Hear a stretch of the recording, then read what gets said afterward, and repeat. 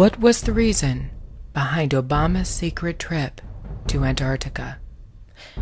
What was the reason for CIA Director James Clapper's simultaneous visit to Australia? Why did Russia's top religious leader go to Antarctica? There has been a virtual media blackout about these highly unusual trips made by officials in Russia and the US. There are a couple of sources that cited Obama traveled to the southern tip of Argentina before crossing the Drake Passage to Antarctica. Indeed, Obama's secret trip comes at a highly unusual time. It follows on the heels of a visit by Patriarch Kirill of Russia. Kirill met with Pope Francis in Havana, Cuba, less than 1 week before he departed for Antarctica. Media sources described the meeting between the two religious leaders as urgent.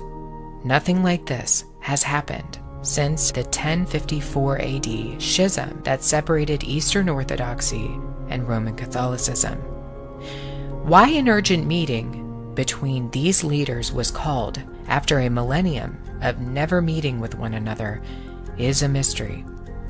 The mainstream media reported that the meeting between Francis and Kirill was meant to condemn persecution of Christians around the world and to foster ecumenical dialogue.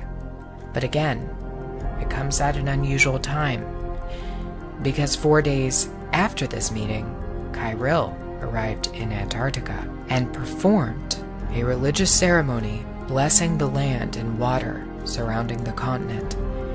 He praised the barren lands of Antarctica as, quote, a model of an ideal humanity. Kirill also said the following, quote, Antarctica is the only place where there are no weapons, no military activity, there are no scientific studies focused on the emergence of a new means of destruction.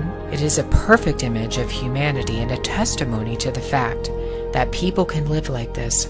No borders, no weapons, no hostile competition, that they can cooperate and feel as members of one family, unquote. The reason I find Obama and Russian visits to Antarctica very strange is the following. There was another country, another regime, that visited Antarctica just before a Great World War started. The Nazis led an expedition of 33 members, including scientists, to Antarctica, just before the start of World War II in September 1939. Their expedition to New Swabia lasted from December 1938 to February 1939. It is known that the Nazis took thousands of photos using airplanes during this expedition. They also took reels of colored film, which was rare at the time and very expensive to produce. The regime was clearly looking for something in Antarctica. But what was it? What were they there for? 2 earlier expeditions to Antarctica by the Nazis were also very alarming. They were intent to map out the terrain of the continent using hot air balloons for aerial footage. The Nazis even attempted, during these 2 expeditions, to walk across the entire continent and map out its landscape. It's still unclear why they engaged in so much surveying. Let us go back to World War II and listen to an interview given by an American naval officer named Richard Byrd. Byrd was stationed and lived in Antarctica for some time. Byrd made astonishing claims about the continent, that it could be the key to a future controversy that would erupt between various countries, not merely regarding the issue of resources, that precious metals, mineral deposits, and even uranium have been found in Antarctica. No, Richard Byrd seems to suggest that something else was there. Admiral Byrd, you've been to both the North Pole and the South Pole. Is there any unexplored land left on this earth that might appeal to adventurous young Americans? Yes, there is. And not up around the North Pole, because it's getting crowded up there now, because they find out it's really usable, not only to live in, but militarily. But strangely enough, there's left in the world today an area as big as the United States that's never been seen by a human being. and that's beyond the pole on the other side of the South Pole from Little America. And I think it's quite astonishing that there should be an area as big as that unexplored. This is a tremendous So challenge. there's a lot of adventure left down at the bottom of the world. Admiral, an expedition to which I believe you're the advisor is now en route. What is that expedition doing? Well, that's the icebreaker Atka, and it's a reconnaissance expedition. It's going down to the South Pole area to make certain observations and to look for some bases. They will be back in April, and they will report back, and upon the information we get from that undertaking, we will base the bigger expedition that's to follow.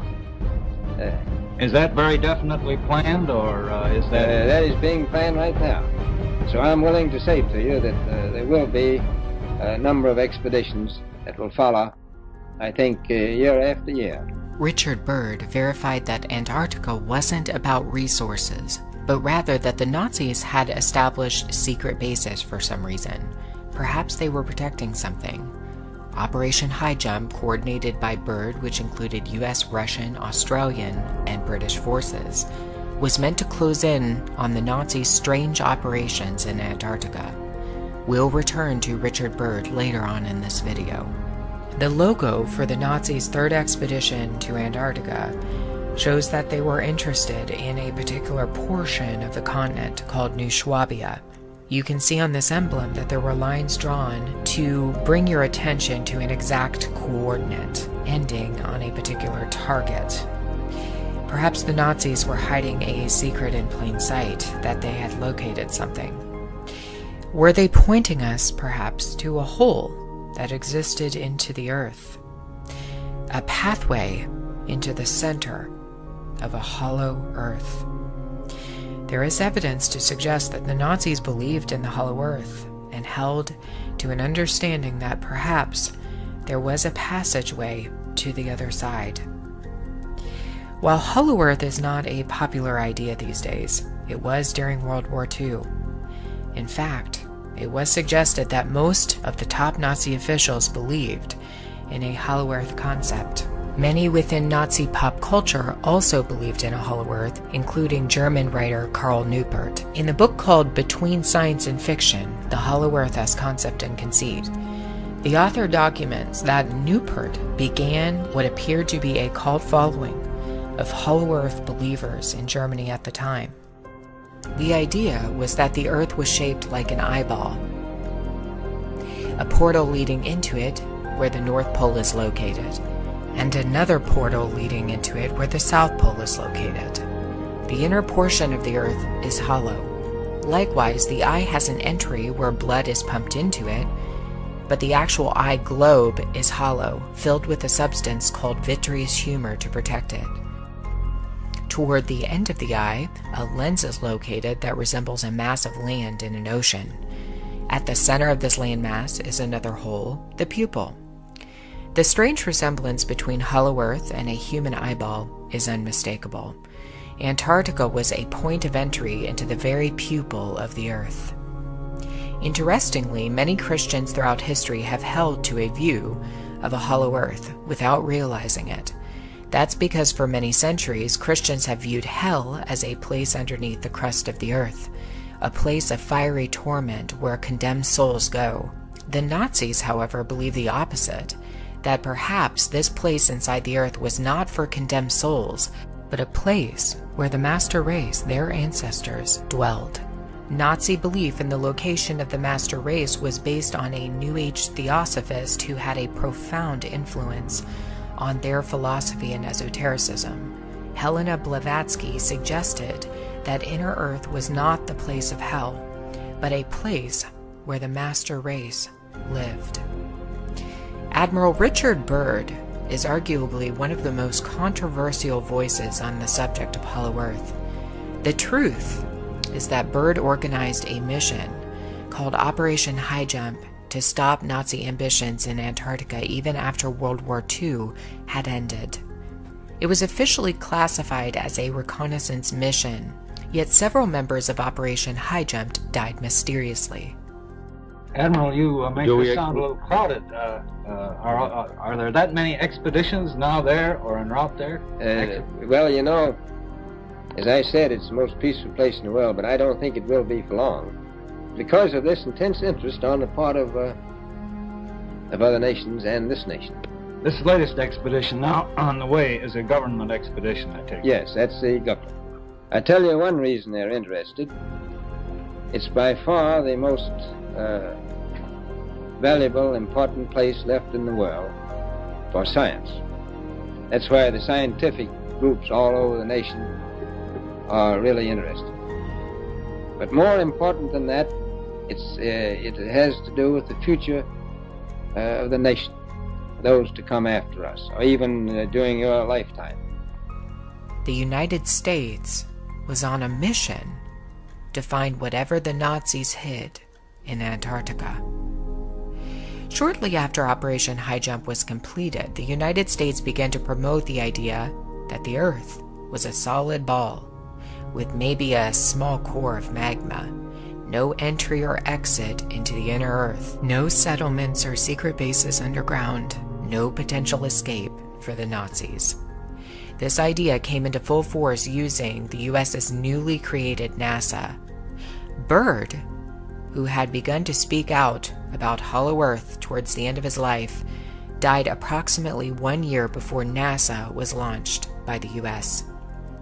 Certainly, if this was merely a Nazi claim, with no other substantiating commentary or research, then we could just simply disregard it. But it is a fact that Hollow Earth maps have been drawn for centuries.